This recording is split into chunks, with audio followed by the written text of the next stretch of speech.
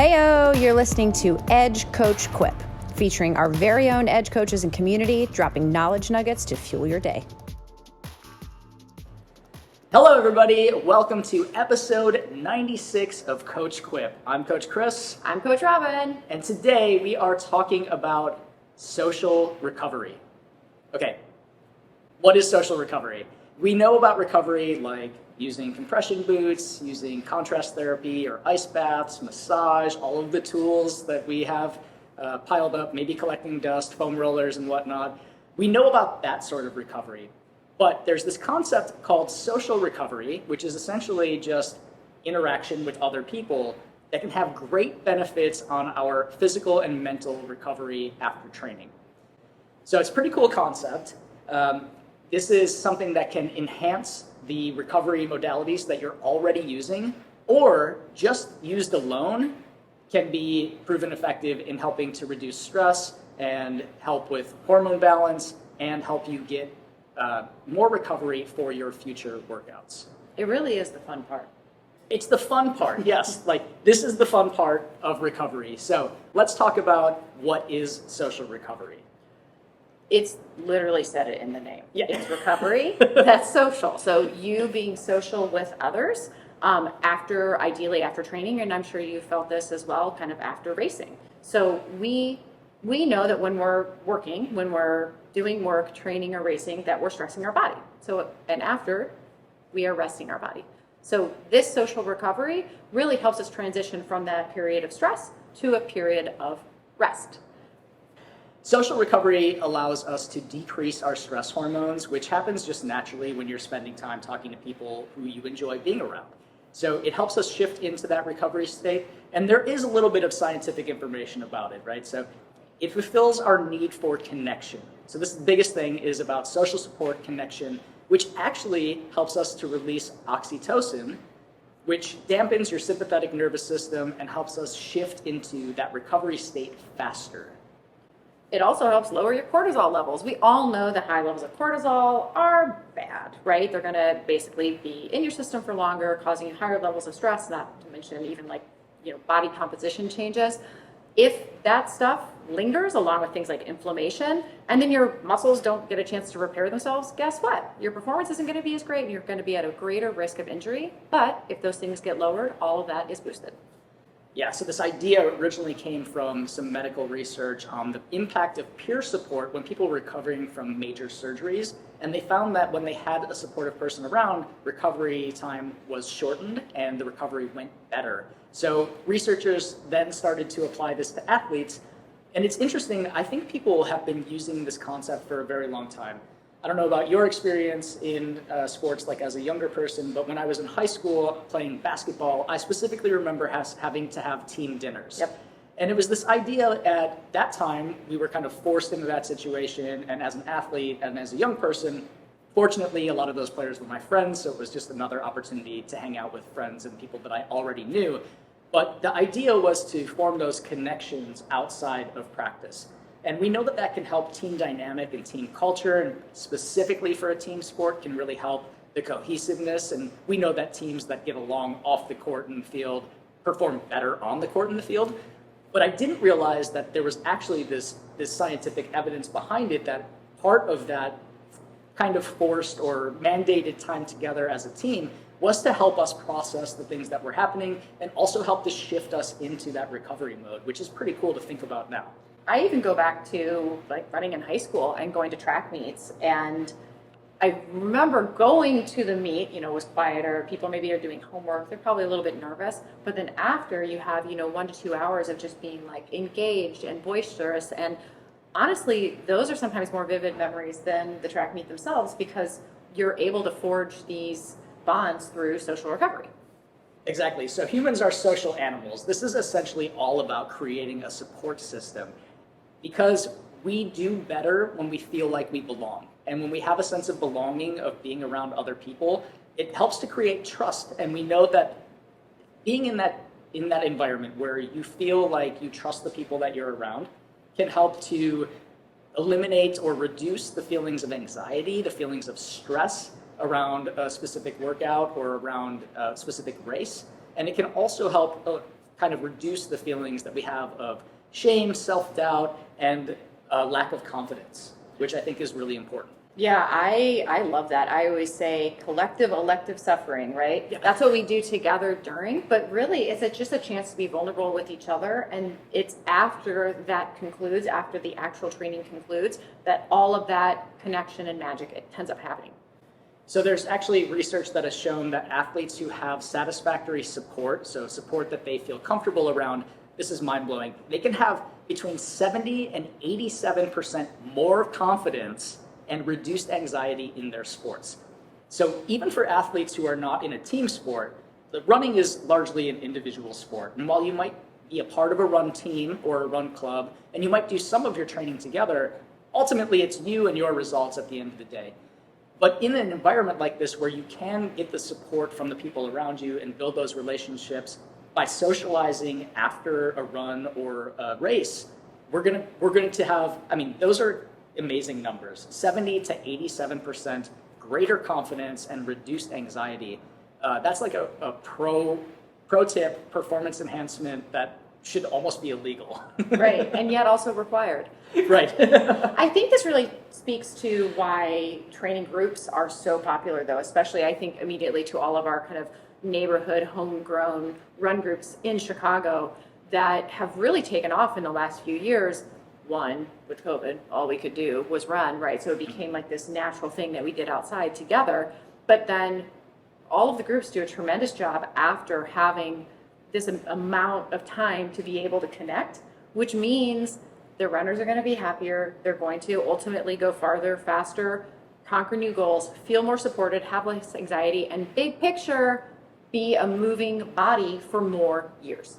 And you mentioned COVID, and I think this idea of social recovery is so much more important now than ever before because we really lacked that sense of belonging, the sense of togetherness, the camaraderie when we were in COVID. When people potted up or weren't able to go to their large gyms or big run groups and really were forced to use those smaller local ones when they started back up again, you know, I think that we are still in this position where we're creating that connection in a world where we are more disconnected and more connected to our devices than ever before.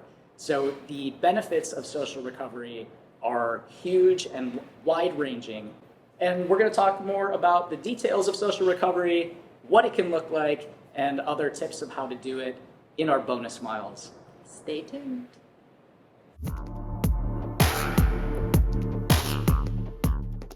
So how does social recovery actually work, right? We all know we kind of like it, but like what are the actual things that are happening? First up is that social connection can have some pretty great kind of biometric changes that happen to you. Not only are you done working out or training or racing, but then we get to just seal the deal. First, we can have increased heart rate variability. So effectively having a more efficient and effective heart rate at all stages of work and rest so that you can optimize your own fitness. Second, which you mentioned before, is shifting that nervous system into recovery mode. So we're not in that stress state. We start to phase into that rest and digest state. Also probably why we typically, that is the same side of your nervous system that triggers your rest and digest, which is why you are hungry. And that's probably why we eat a lot of times when we're doing this social recovery, because it is the appropriate time to, right? We're shifting into the rest, time to refuel. You also are releasing hormones like oxytocin and vasopressin that have great antioxidant and anti-inflammatory properties, all helping us repair smarter and faster. It's wild to think that just hanging out with someone can provide kind of close to the same benefits as an ice bath or as compression sleeves, but it's actually has been proven to be true. And I mean, this is something that is free 99, right? Like everybody can be taking advantage of this in some capacity. And then if you think about pairing that with those recovery modalities, again, exponentially better recovery for you moving forward. If only there was a place. Yeah. So, I mean, it's interesting, right? So if anybody has been to Edge Athlete Lounge, you've seen our recovery chairs, and they're sort of formed into a U shape, not necessarily around the TV all the time. And it's really, I would say it's designed to facilitate conversation. And I assume that was intentional design and planning when you did it. Yeah, so The EDGE story is actually one built around social recovery, which maybe, I don't always talk about. So and now is a good time to do so. When we first came up with the concept for EDGE, it actually had a really small recovery area. It had like kind of a couch size in our, layout, which wasn't a real layout yet, but kind of what we put on paper. And at the same time, we were training for long stuff and really fell in love with our training group.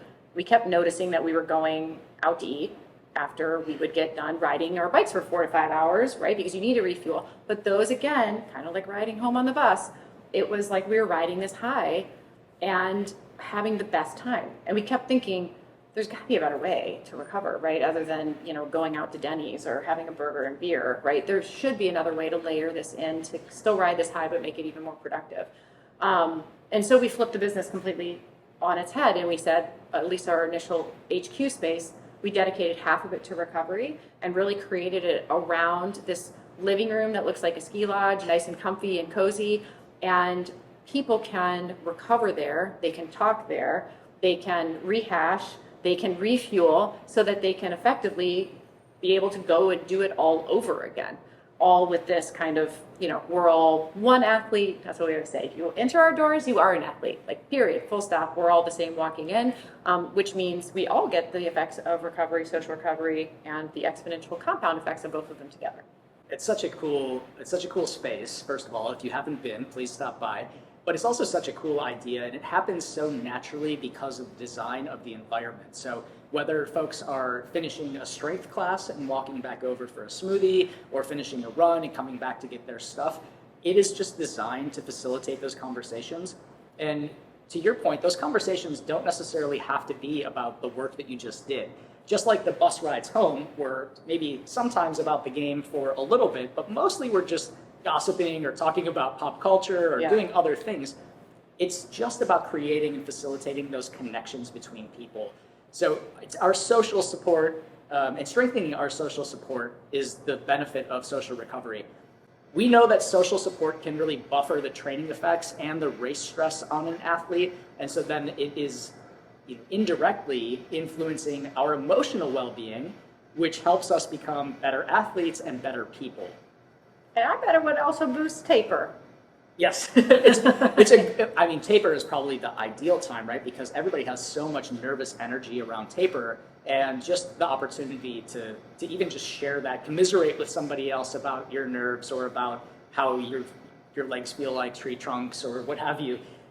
Those moments of being able to relate to another person.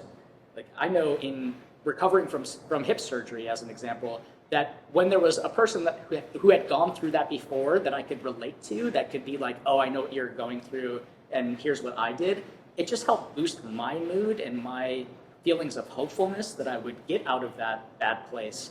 So I thought that element of the social recovery was really important. Yeah, and it also made you feel like you belonged, right? Exactly. A good example of this is the day before Marathon Eve, as we like to say here at EDGE. Happy Marathon Eve. It is my single favorite day of having this business. We'll do a shakeout, which typically has a good chunk of people, and then it's just a constant flow of athletes coming in, and what we're doing is calling pre-covery, which does have scientific benefit, but they're all freaking out. Yeah. But the beauty is they're doing it together. So as a coach, I have to do less, right? Which is, right? But you're sitting next to someone who's experiencing the same emotions, to your point. You don't necessarily even need to vocalize those, but just being in a collective space and knowing that everyone is sharing that same pre-race nerve level is really, really important. And because of that, even though you don't have to talk about it, it tampons it down. So this idea of being next to somebody and not even have to vocalize it has been actually proven in studies to be effective for people to either perceive the challenge as being less challenging, or to help them increase their ability to go faster or lift stronger, which is really interesting. So there was a study in the University of Plymouth in the UK of people who were walking up to this massive hill, and when they walked up with a friend, they actually perceived it, not even talking about it, they perceived the hill to be less of a challenge, so less of an incline and less long or shorter. Less intense. less intense. Then if they walked up with a total stranger, when they walked up with a stranger, they actually perceived that to be a greater challenge, a steeper incline, a longer hill to climb. And I think that's really interesting. And that's not because they were talking about it. It's just something about being with a person that you feel safe around, that you feel like you belong, that you don't have to explain yourself. Somebody that is, sharing an effort. Shared elective, collective suffering. that person can actually help you perceive a challenge to be less challenging, which makes you more likely to be able to tackle that challenge. Yep.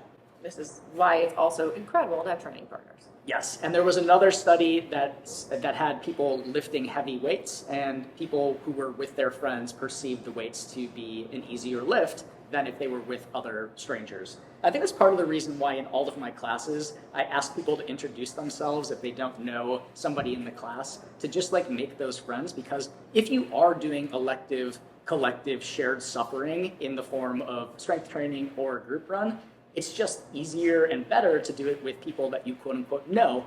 And if you just met somebody and make that connection and then have that bond through doing hard things together, when you walk out of that class, you're basically best friends. Yes, you can go on vacation together. Maybe fly there, not a road trip, right? Not yet.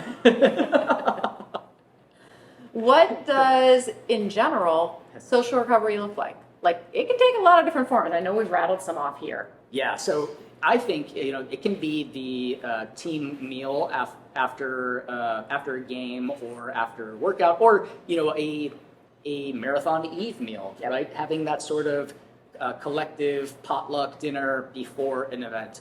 We see that actually with some of our athletes who group up and go to races together. Yep. That social environment of both social recovery and the benefits of being about to embark on a challenge that feels easier because you're with friends, our athletes get huge benefits out of that. They'll do it as well after the race, right? So we have color bands, and for instance, green is very, very, it's a big sub-4 group, is usually one of our biggest groups, very cohesive group, and they will on Marathon Eve go and have a dinner together, Marathon Day, post-marathon, go and have a dinner together to celebrate after, and of course they're relieved because the race is done, but they always kind of laud that as their favorite moment. Yeah, and you can reflect on your race in those moments, but you also just get to share time with people who did a hard thing with you. Yep, absolutely.